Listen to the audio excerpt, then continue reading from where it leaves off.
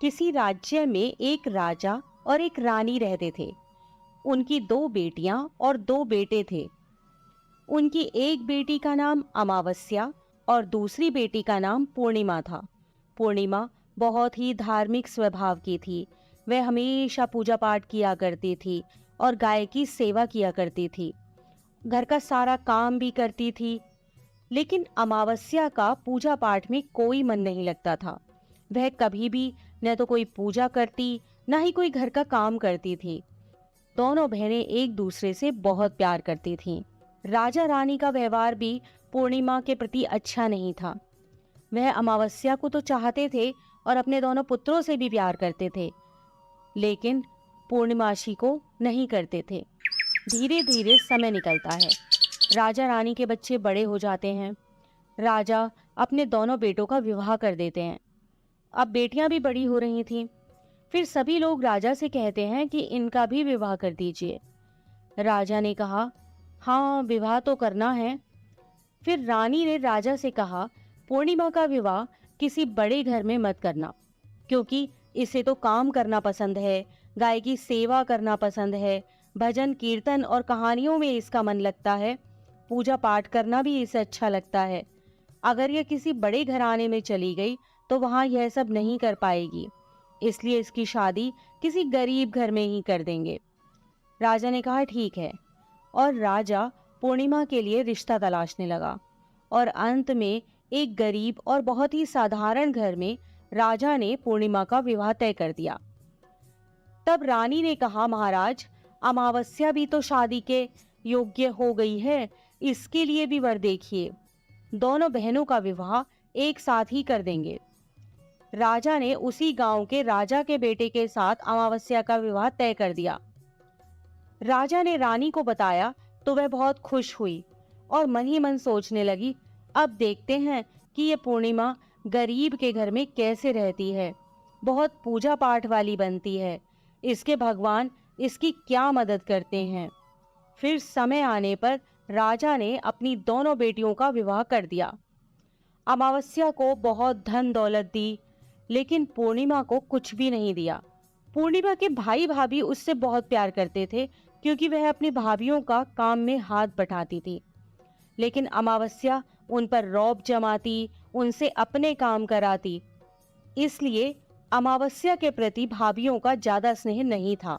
फिर अमावस्या और पूर्णिमा दोनों अपने अपने ससुराल चली गईं। एक बार की बात है, अमावस्या ने अपने घर में शिव चर्चा रखी। सबको बुलाया गया, लेकिन उसने अपनी बहन पूर्णिमा को नहीं बुलाया। पूर्णिमा अपने दरवाजे पर बैठी थी तो गांव की औरतों ने कहा, तुम्हारी बहन ने अपने घर शिव चर्चा रखी है, तुम नहीं जाओगी क्या?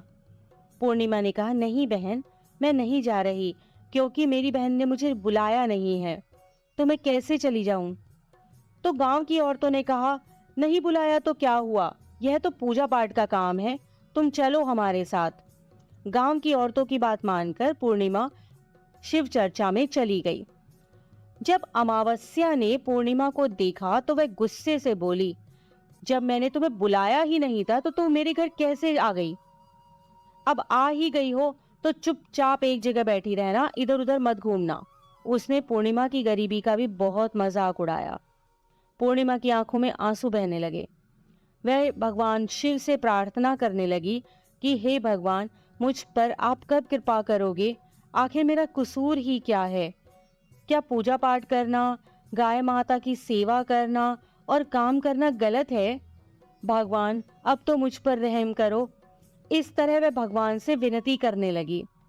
शिव चर्चा पूरी हो गई और अमावस्या ने सबको प्रसाद दिया, लेकिन पूर्णिमा को प्रसाद नहीं दिया। वह वहां से बिना प्रसाद के वापस आ गई।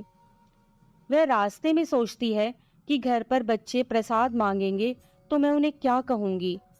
फिर उसके मन में एक विचार आया कि क्यों ना अपने भाई भाभी से ही मिलकर आ जाऊं। वह अपने पति और बच्चों को बताकर अपने मायके जाने के लिए निकल गई। चलते चलते उसे एक तुलसी का पेड़ मिला। वहां एक चबूतरा बना था, जिस पर एक बूढ़ी माई बैठी थी। उस बूढ़ी माई ने पूर्णिमा से कहा, बेटी तुम कौन हो और कहाँ जा रही हो? तब पूर्णिमा ने बूढ़ी माँ को अपना परिचय दिया और फिर बूढ़ी माँ ने कहा, बेटी देखो, मेरा तुलसी का पौधा सूखा जा रहा है, इसमें थोड़ा जल डाल दो और चबूतरे की भी धुलाई कर दो तो थोड़ी ठंडक मिलेगी। पूर्णिमा ने बहुत अच्छे तरीके से चबूतरे को धोया, तुलसी में जल दिया और तुलसी की पूजा की। उसने बूढ़ी माँ को भी स्नान कराया और उनके चरण दबाए। फिर पूर्णिमा ने कहा, माँ जी और कोई काम हो तो बता दीजिए, अगर नहीं है तो क्या मैं जाऊं? तो बूढ़ी माँ ने कहा, नहीं बेटी, और कोई काम नहीं है, अब तुम जाओ, और उसे खूब आशीर्वाद दिया। लेकिन तुम अपने मायके से लौटते समय मुझसे मिलकर जाना। उसने कहा, ठीक है माँ, और वह आगे चल पड़ी। चलते चलते रास्ते में उसे एक शिव मंदिर मिला। वहां भी एक चबूतरा था, उस पर एक बूढ़े बाबा बैठे हुए थे। वे और कोई नहीं, स्वयं शिव भगवान थे। लेकिन पूर्णिमा उन्हें पहचान नहीं पाई। बूढ़े बाबा ने कहा, तुम कौन हो बेटी? तो पूर्णिमा बोली, क्या बात है बाबा? बाबा ने कहा, बेटी क्या तुम इस मंदिर की सफाई कर दोगी? बहुत गंदा हो गया है, और चबूतरा भी धो देना। मेरे नहाने के लिए 2 बाल्टी पानी भर दो तो तुम्हारा बहुत एहसान होगा। पूर्णिमा ने खुशी खुशी बाबा के सारे काम कर दिए और भगवान शिव की पूजा की। थोड़ा और आगे चली तो उसे काली माता का मंदिर मिला। काली माँ भी एक बूढ़ी माँ के रूप में वहां बैठी थी। काली माँ ने कहा, बेटी कौन हो? तो पूर्णिमा ने अपना नाम बताया और कहा, क्या बात है माँ जी? तो बूढ़ी माँ ने कहा, बेटी जहाँ सब पूजा पाठ करके तो चले जाते हैं, कोई मंदिर साफ नहीं करता। देखो मंदिर कितना गंदा हो गया है, जरा इसकी साफ सफाई कर दो। पूर्णिमा ने मंदिर की साफ सफाई की और उसने काली माँ का श्रृंगार किया, पूजा की। उसके बाद बूढ़ी माँ को भी स्नान कराया और उसके हाथ पैर दबाए। फिर वह आगे बढ़ी तो एक नदी मिली। वहां भी एक बूढ़ी माँ बैठी थी और वह और कोई नहीं, स्वयं गंगा मैया थी। उन्होंने कहा, बेटी तुम कौन हो? तब पूर्णिमा ने अपना नाम बता दिया और फिर बूढ़ी माँ ने कहा, बेटी यहाँ सब स्नान करके तो चले जाते हैं लेकिन कोई सफाई नहीं करता, तुम यहाँ की साफ सफाई कर दो। उसने वहां की भी साफ सफाई कर दी। फिर वह बूढ़ी माँ भी उसे आशीर्वाद देने लगती हैं। फिर वह एक नाव में बैठकर नदी के उस पार चली जाती है। नाव में फूल बिछे होते हैं। वो फूलों की नाव में बैठकर अपने मायके पहुंच जाती है। उसके भाई भाभी पूर्णिमा को देखकर बहुत खुश हो जाते हैं और उसकी खूब खातिरदारी करते हैं। फिर सब खूब बातें करने लगते हैं। सुबह जब ननद जाने को तैयार होती है तो भाभी ने उसे एक लाल साड़ी दी और कहा, नंद जी इस साड़ी को पहन लो, और हाँ जल्दी जल्दी आया करो, बहुत दिनों के बाद आई हो। तो पूर्णिमा ने कहा, ठीक है भाभी, आप जब भी मुझे बुलाओगी मैं तभी आ जाऊंगी। और फिर पूर्णिमा ने खुश होकर वह लाल साड़ी पहन ली और श्रृंगार भी किया। भाभीओं ने थैला भरकर उसे धन और गहने दिए। पूर्णिमा घर से निकल गई। चलते चलते रास्ते में फिर वही नदी मिली और नाव में बैठकर वह नदी के दूसरे पार आ पहुंची तो वही बूढ़ी माँ मिली जो गंगा मैया थी। उन्होंने कहा, बेटी आ गई अपने मायके से? तो पूर्णिमा ने कहा, हाँ माँ जी। तब बूढ़ी माँ ने एक थैला दिया और कहा, इसे ले जाओ। मैं कहाँ रखती फिरूंगी, ये बहुत भारी है, और हाँ इसे रास्ते में मत खोलना, अपने घर जाकर ही खोलना। पूर्णिमा ने कहा, ठीक है माँ जी, और वह वहां से चल दी। आगे चली तो काली माँ का मंदिर मिला। वहां भी वही बूढ़ी माँ बैठी हुई थी। उन्होंने भी पूर्णिमा को एक थैला दिया और अब उसके पास 3 थैले हो गए थे। वह कुछ आगे बढ़ी तो शिव मंदिर मिला। वहां बूढ़े बाबा के रूप में भगवान शिव बैठे थे। उन्होंने भी पूर्णिमा को एक थैला दिया। वह थैला लेकर आगे बढ़ी तो तुलसी माँ मिली। उन्होंने भी एक थैला दे दिया। अब जब पूर्णिमा अपने घर पहुंची तो वह 5 थैले खोलने लगी। सबसे पहले उसने अपने मायके का थैला खोला। उसमें खाने पीने की चीजें, कपड़े और गहने वगैरह थे। उसने खाने पीने की चीजें और कपड़े बच्चों को दिए तो बच्चे बहुत खुश हो गए।